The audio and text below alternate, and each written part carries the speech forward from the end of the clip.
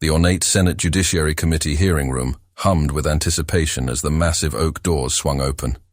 Staffers hurriedly arranged last-minute papers while journalists settled into their designated press area, cameras trained on the witness table.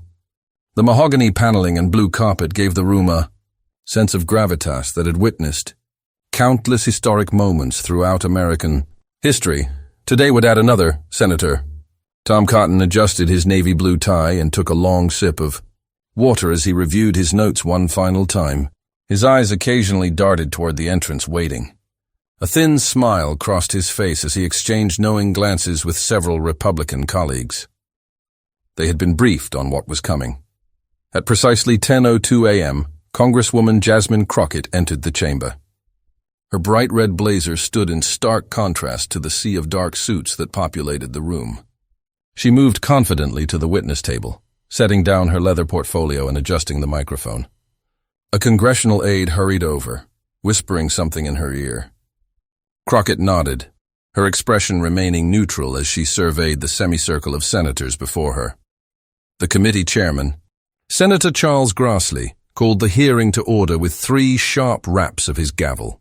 "This hearing of the Senate Judiciary Committee will now come to order," he announced, his voice carrying throughout the chamber.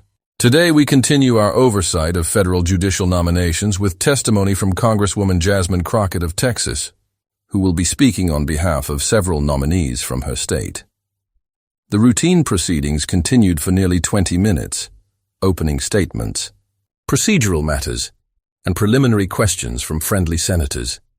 Nothing indicated the confrontation that was brewing. Then, Chairman Grassley's voice cut through the procedural monotony. "The chair now recognizes Senator Cotton of Arkansas for his questions." The C-SPAN cameras zoomed in on Cotton as he leaned forward into his microphone, a smug smile spreading across his face. The room fell silent as his stern expression filled television screens across America. "Congresswoman Crockett," Cotton began, his voice dripping with condescension. "I understand you claim to be qualified to discuss these judicial nominees because of your law degree and experience as a defense attorney." He paused dramatically. "But I've been doing some research into your background and credentials that I think the American people deserve to know about."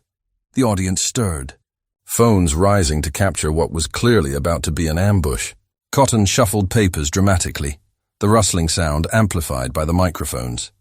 Committee members exchanged glances, Democrats with concern, Republicans with anticipation. Crockett's expression remained remarkably calm, though those who knew her well noticed her eyes narrow slightly as she realized what was happening. She subtly straightened her posture, shoulders back, chin slightly raised, the stance she had adopted in hundreds of courtrooms when preparing to face a hostile prosecutor. This wasn't just a routine committee hearing anymore. It was about to become a public showdown that would capture headlines across the nation and potentially reshape 2 political careers. Cotton's aide slipped him another document, which he examined with exaggerated interest before looking back at Crockett, his expression suggesting he had discovered something damning. What happened next would shock everyone in the room and millions watching at home. In just 45 seconds, a calculated attack designed to humiliate would transform into the most devastating professional miscalculation of Tom Cotton's political career. "Congresswoman," Cotton continued, his voice rising slightly, "before we discuss these judicial nominees you're endorsing, I think we should establish your own legal credentials, since you've made them central to your authority on these matters." The trap was set. Cotton believed he had the perfect ambush prepared. What he didn't realize was that he had just challenged a former defense attorney who had built her career outmaneuvering prosecutors who underestimated her, before diving into this incredible story of political miscalculation and stunning reversal. Comment where you're watching from and don't forget to subscribe so you won't miss our latest political analysis and breaking news stories. This confrontation contains lessons in strategy and authenticity that every citizen needs to understand about today's political landscape. Tom Cotton, the 47-year-old Republican senator from Arkansas, had meticulously constructed his political persona over years of careful calculation. With his close-cropped hair, ramrod-straight posture, and perpetually serious demeanor, he embodied the military discipline he frequently referenced from his army days. His Harvard law degree and experience as a former Army captain formed the twin pillars of his public identity. Intellectual heft combined with battlefield credibility. Since arriving in the Senate, Cotton had become known for his aggressive questioning style and unwavering conservative positions.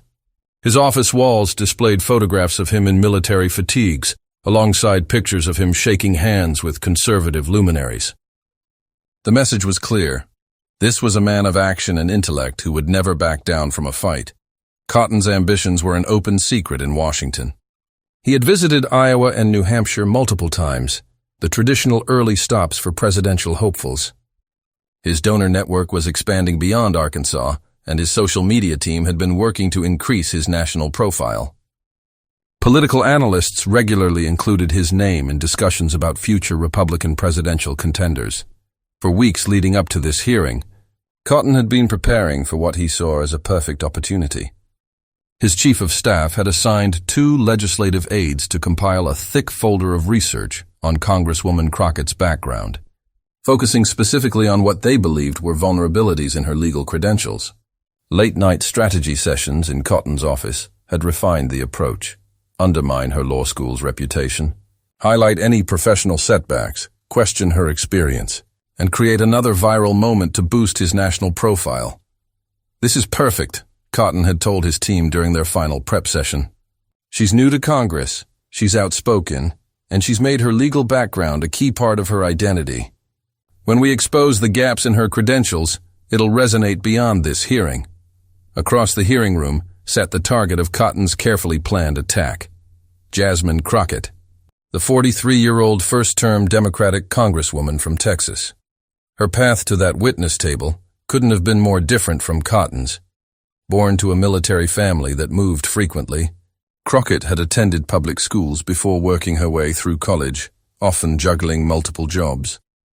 Unlike Cotton's direct path through Harvard Law to a prestigious firm, Crockett had attended the University of Houston Law Center while working full-time, then built her reputation in the trenches of Texas courtrooms.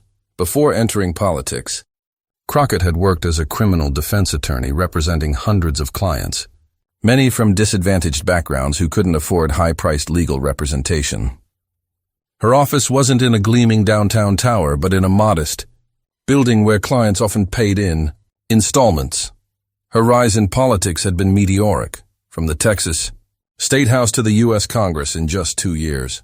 Videos of her passionate speeches defending voting rights had gone viral, bringing national attention. Her legal expertise and courtroom experience became central to her political identity as she secured a coveted seat on the House Judiciary Committee as a freshman representative, a rare achievement that spoke to her party's confidence in her abilities. What Cotton didn't fully appreciate was that Crockett hadn't earned her position through connections or privilege. She had fought her way through a system that had repeatedly tried to underestimate her.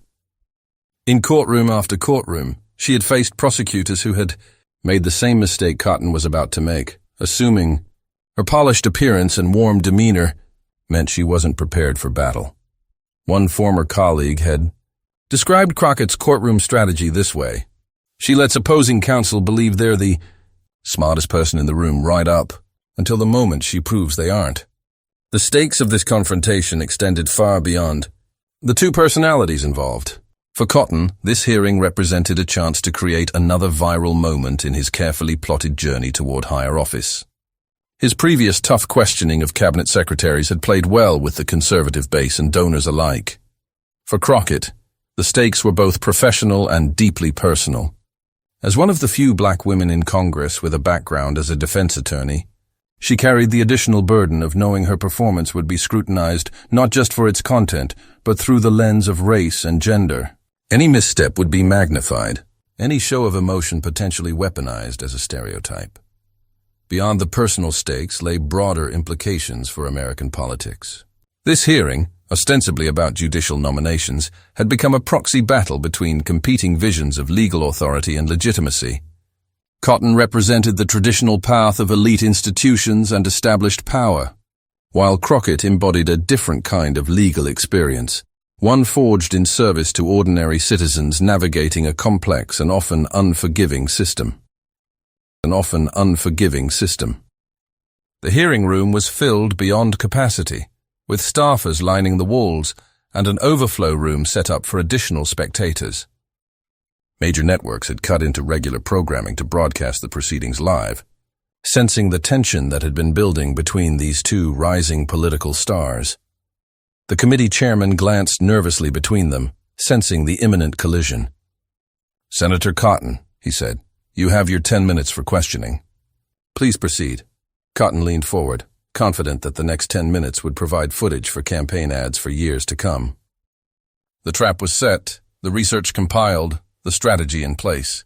All that remained was to spring the ambush that would diminish Crockett's standing and enhance his own. He had no way of knowing that he was walking into a trap of his own making. The large wall clock in the hearing room ticked past 10:47 a.m.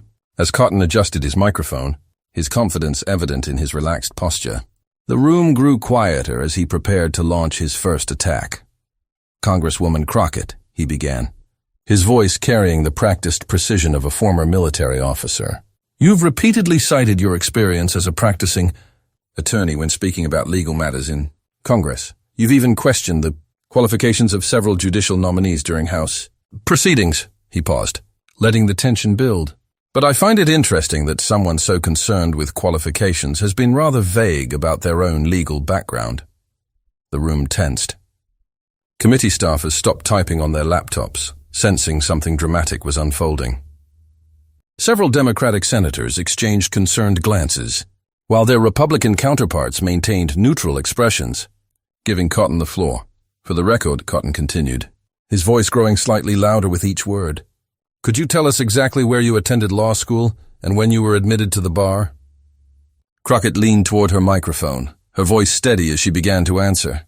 "I graduated from the University of Houston Law Center in 2008 and was admitted to—" But Cotton immediately cut her off with a dismissive wave of his hand.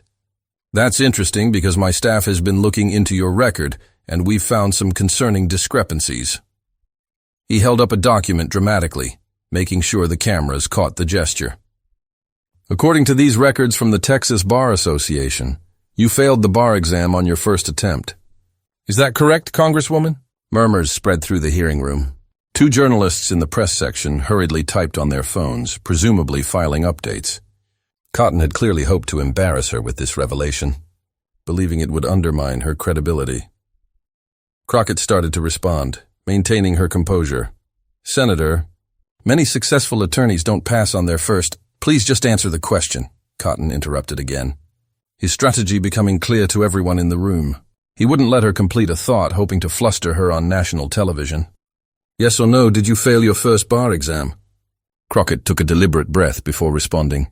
"Yes, Senator, I did. And then I passed it, which is why I became a practicing attorney." Cotton smiled, sensing vulnerability. "And isn't it true that your law school, the University of Houston, wasn't even ranked in the top 50 law schools when you attended?" "Not exactly Harvard Law, is it?" The Democratic committee members shifted uncomfortably, recognizing the elitist undertones in Cotton's questioning. Senator Amy Klobuchar began writing a note, presumably to pass to the chairman. The Republican members remained stone-faced, allowing their colleague to continue his line of attack. "Senator Cotton," Crockett began, her voice steady but with an edge that those who had faced her in court would recognize as dangerous. "Are you suggesting that only attorneys from certain schools or with perfect records are qualified to serve in Congress or discuss legal matters?" Cotton pressed on, ignoring her question entirely. "I'm simply establishing facts, Congresswoman. Facts matter in legal discussions." He shuffled more papers theatrically. "Let's talk about your actual legal experience. You've presented yourself as an accomplished attorney, but from what we've found, you primarily handled small criminal defense cases in Texas. No major civil litigation, no constitutional law experience, certainly nothing on the federal level. Would you say that's an accurate characterization?" The tension in the room was building palpably. Democratic senators were passing notes, concerned about the aggressive questioning, while Republican members watched with varying degrees of discomfort and support. A young staffer near the back of the room was frantically texting, her face reflecting the growing drama. Crockett's expression remained remarkably composed, but those watching closely could see her eyes harden as Cotton continued his barrage. Her right hand moved slightly toward her portfolio, though she didn't open it yet. Furthermore, Cotton pressed on, his voice taking on a prosecutorial tone, we found that you had several complaints filed against you with the Texas Bar Association during your time practicing law. He held up another document. Would you care to explain those to the committee and the American people watching at home? This was clearly meant to be the knockout blow, the moment that would go viral and damage Crockett's credibility. Cotton sat back slightly, pleased with himself as cameras zoomed in on Crockett's face, waiting for her response. A satisfied smile played at the corners of his mouth. Senator Dick Durbin, a senior Democratic member, leaned toward his microphone as if to intervene, but the committee chairman raised a hand to stop him. The Congresswoman may respond, the chairman stated, his tone neutral but his expression suggesting concern about the direction of the questioning. Crockett took a deep breath, her calm demeanor masking the calculated response she was about to deliver. Unknown to Cotton, she had anticipated this line of attack. While he had been researching her background for political points, she had been preparing for exactly this moment. Several years of courtroom experience had taught her to recognize when an opponent had overplayed their hand. Cotton had just made 3 critical mistakes. He had interrupted her repeatedly, preventing her from providing context. He had implicitly denigrated her law school, and most dangerously, he had raised the subject of professional complaints without providing full context. Before I respond to these allegations, Senator Cotton, she said deliberately, each word measured and clear, I'd like to request that the complete records of these supposed complaints be entered into the official record, not just the selective portions you're referencing. Cotton waved dismissively, confident in his position. They'll be submitted. Now please answer the question about the complaints. Crockett nodded, her expression unreadable. I'd be happy to. But first, since we're discussing qualifications and legal backgrounds in such detail, I think it's only fair that we compare our respective records of actually practicing law before entering politics. She leaned forward slightly. Would you share with the committee how many cases you personally argued in court before becoming a senator? Just an approximate number will do. The trap was set, though Cotton didn't realize it yet. Several senior senators recognized the shift in momentum, their expressions changing subtly as they understood that Crockett was not on the defensive anymore. Cotton, still confident in his position of power, replied with a hint of annoyance.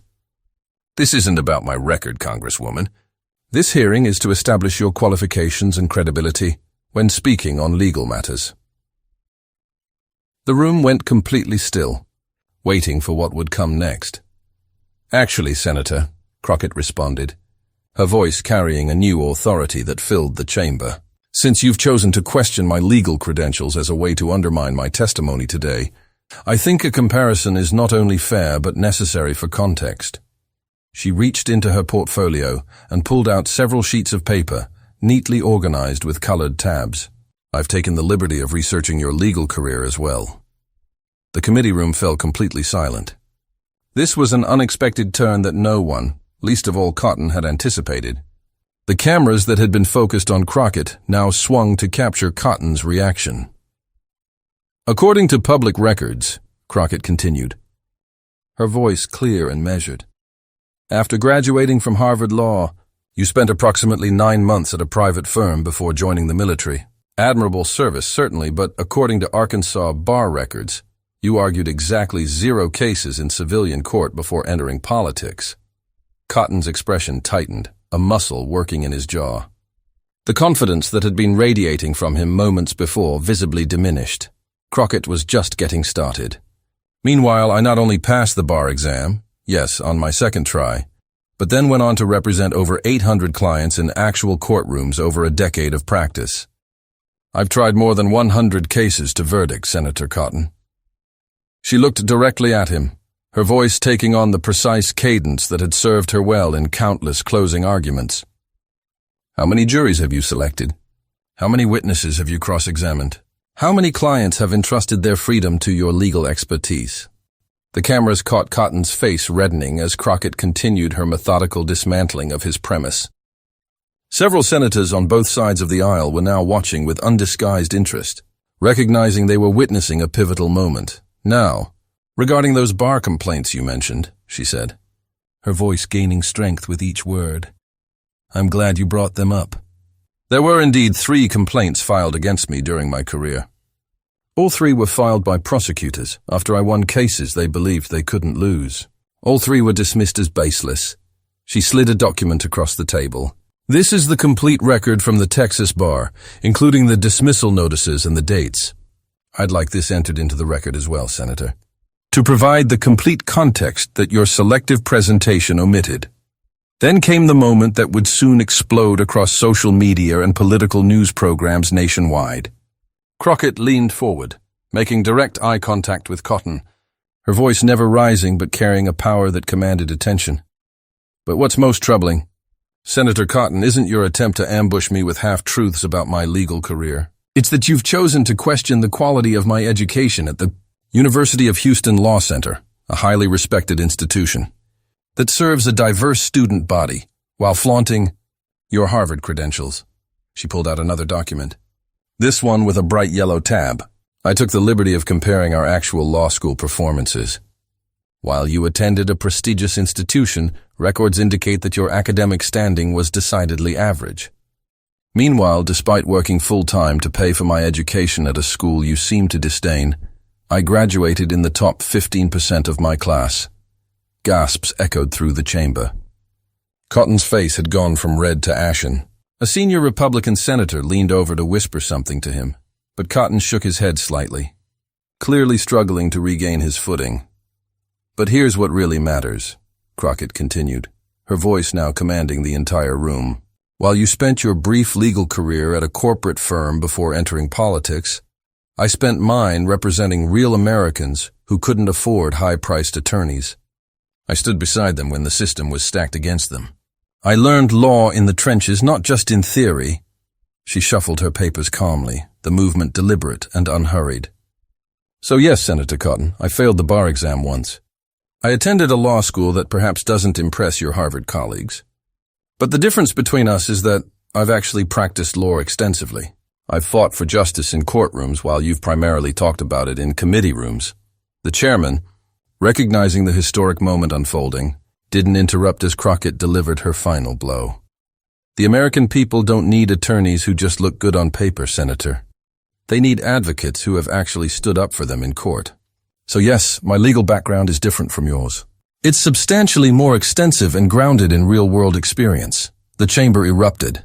Democratic senators were visibly trying to contain their reactions, some covering slight smiles, others writing notes furiously. Republican members sat frozen, realizing the ambush had backfired spectacularly. In the press section, reporters were frantically typing updates, recognizing they were witnessing a moment that would dominate the news cycle. Cotton attempted to regain control, his voice noticeably less confident than before. "Congresswoman, you're avoiding the question about—" Crockett cut him off, something rarely seen in committee hearings. "Senator, I've directly answered every question and provided complete context that you strategically omitted. If you'd like to continue comparing our legal careers, I'm happy to do so. But I suspect that's not in your interest at this point." She gestured to her portfolio, which clearly contained additional documents. "I have here the complete record of every case I've tried, categorized by type. I also have the public records of your firm's billing during your brief time there. Would you like me to continue this comparison for the committee's benefit?" Cotton glanced at his Republican colleagues, finding no support. The chairman, recognizing Cotton was floundering, intervened. "The senator's time has expired. We'll move to the next questioner." But the damage was done. As the hearing continued, staffers were already frantically texting reporters. Phones throughout the room lit up with notifications as clips of the exchange began circulating online. By the time the committee adjourned 2 hours later, Ger Crockett vs. Cotton was the #1 trending topic nationwide. Outside the hearing room, a crowd of reporters converged on Crockett as she exited. "Congresswoman, were you expecting Senator Cotton's line of questioning?" one shouted. Crockett paused, adjusting her blazer before responding. "In my experience, both in courtrooms and in Congress, it's always wise to be prepared for anything. I came here today to discuss judicial nominees, but I'm always ready to defend my record of actually practicing law." As she walked away, cameras captured her composed expression, neither triumphant nor angry, simply professional. It was the expression of someone who had faced underestimation before and knew exactly how to respond. Within an hour of the hearing's conclusion, the exchange between Cotton and Crockett had been viewed over 2 million times across various platforms. News networks interrupted their regular programming to replay the confrontation, with legal analysts and political commentators weighing in on what many were calling a career-defining moment for both politicians, but for very different reasons. In the CNN studio, their chief legal analyst didn't mince words. What we witnessed today was a masterclass in how not to question an experienced trial attorney. Senator Cotton came with what he thought was opposition research, but Congresswoman Crockett came with receipts and courtroom experience that he simply couldn't match. The anchor followed up. It seems like a fundamental miscalculation on Cotton's part to question her legal credentials without expecting her to question his, especially given their different career paths. Exactly, the analyst continued. Cotton's brief private practice experience before politics is actually quite common among politicians with law degrees, but by making credentials the battlefield, he invited a comparison that didn't favor him. Crockett's decade in the courtroom trumps 9 months at a firm in this context. Fox News took a different approach, with one commentator noting, Senator Cotton raised legitimate questions about Congresswoman Crockett's background, but her response certainly demonstrated why she was effective as a defense attorney. The question now is whether this exchange will affect his standing within the party. Another Fox contributor added, what's particularly damaging is the elitism angle. Suggesting that only Harvard-educated lawyers have credibility doesn't play well with working-class voters, who are crucial to the Republican coalition. On social media, the reaction was swift and overwhelming. The hashtags Crockett body bag and Cotton picked the wrong fight trended for hours. Memes showing Crockett's calm expression juxtaposed with Cotton's increasingly uncomfortable face flooded every platform. A particularly viral TikTok showed the moment Crockett pulled out her research on Cotton, set to the "oh no" sound that had become synonymous with moments of impending disaster. It gained over 5 million views in just 3 hours. Law students across the country shared the clip as an example of perfect cross-examination technique, with one viral tweet reading, "This is why you never ask a question in court if you don't already know the answer." Cotton broke the first rule of litigation and paid the price on national television. By evening, the political implications were becoming clear. 3 major donors to Cotton's campaign privately expressed concerns about his judgment in conversations with reporters. One Republican strategist, speaking anonymously to Politico, said, "This kind of misstep raises serious questions about his readiness for higher office. You can't claim to be a legal eagle and then get absolutely dismantled on basic legal experience." The bigger problem is that it reinforces the elitist image Republicans have worked hard to shed. Democratic fundraising emails featuring Crockett's response raised over $2.3 million in just 5 hours. Her office was flooded with interview requests, speaking invitations, and even calls from publishers interested in her life story. "We've never seen anything like this," one of Crockett's staffers told a Washington Post reporter. The Congresswoman's phone hasn't stopped ringing since the hearing. Everyone from law school deans to civil rights organizations wants her to speak. For Cotton, the fallout was immediate and severe. His office released a brief statement claiming his questions had been taken out of context and that he had great respect for all law schools, but the damage control effort fell flat. Political cartoonists had a field day, with one particularly brutal drawing showing Cotton in a Harvard sweater being schooled by Crockett with the caption, "Class is in session." A hastily arranged appearance on a friendly conservative podcast only seemed to make matters worse. When asked about the exchange, Cotton insisted he had valid concerns about Crockett's experience, but the host pushed back. "The issue isn't whether the questions were valid. It's that you weren't prepared for her response, which frankly, anyone who's watched her in action should have anticipated. More concerning for Cotton's future prospects were the reactions from within his own party. Several prominent Republican senators strategically avoided commenting when asked about the exchange by reporters.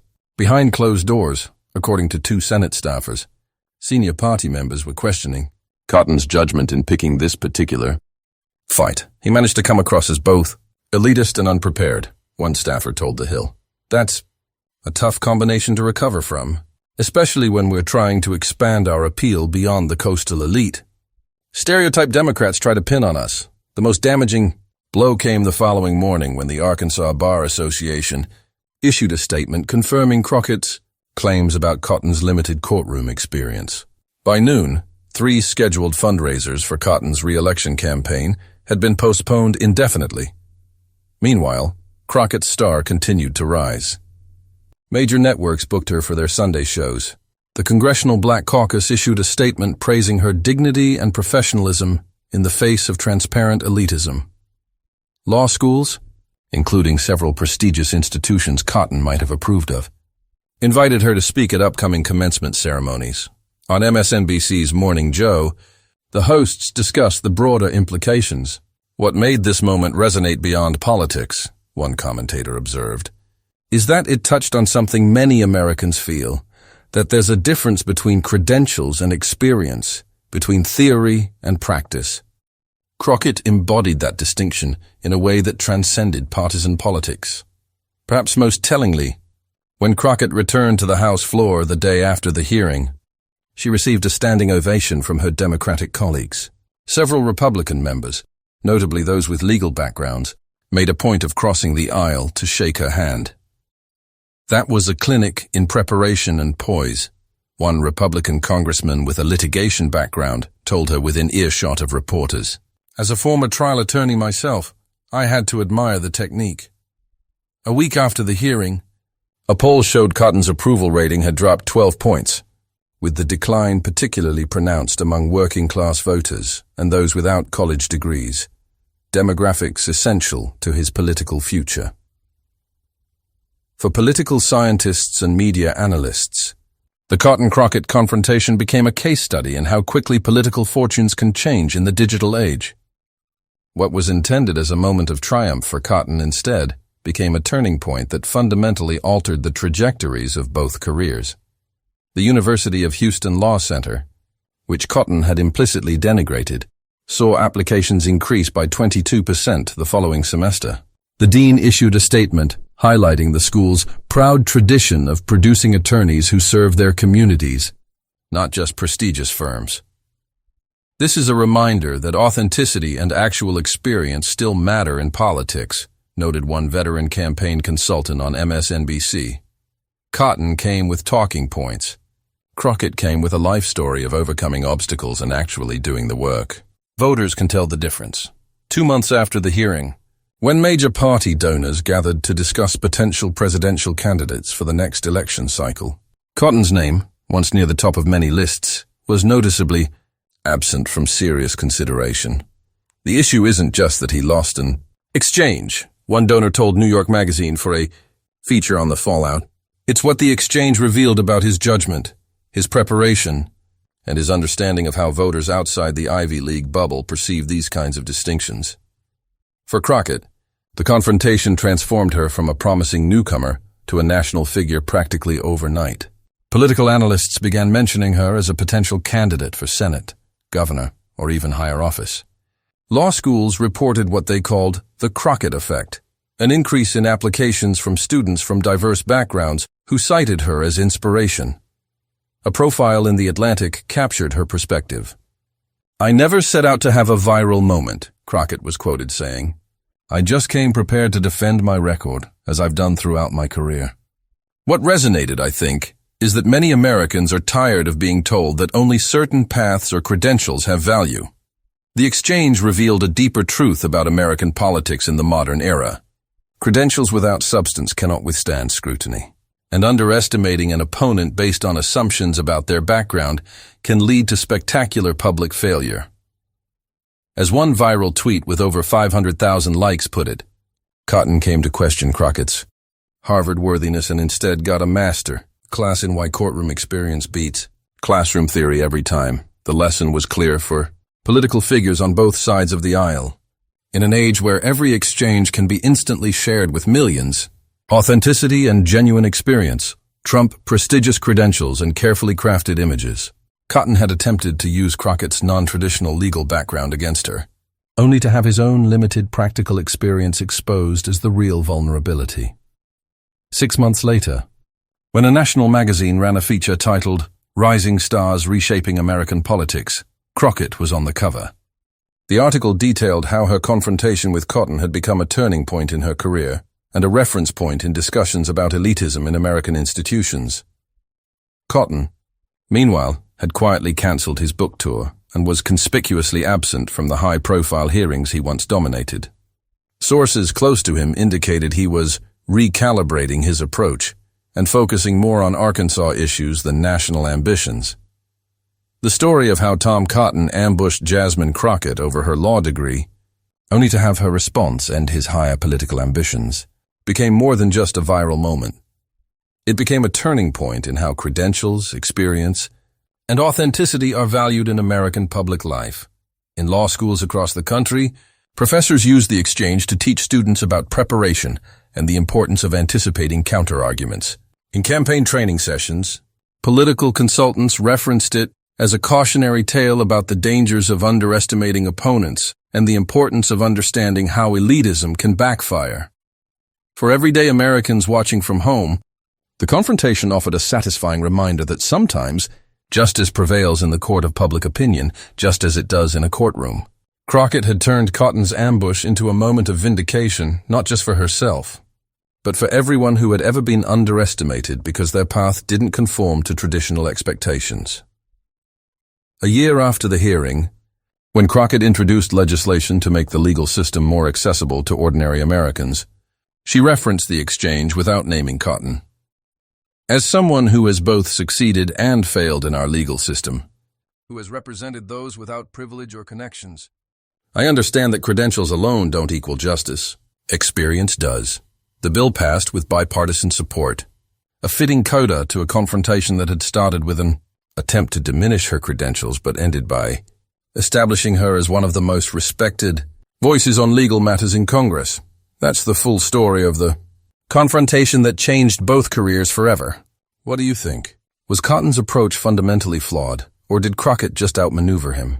Let us know in the comments below.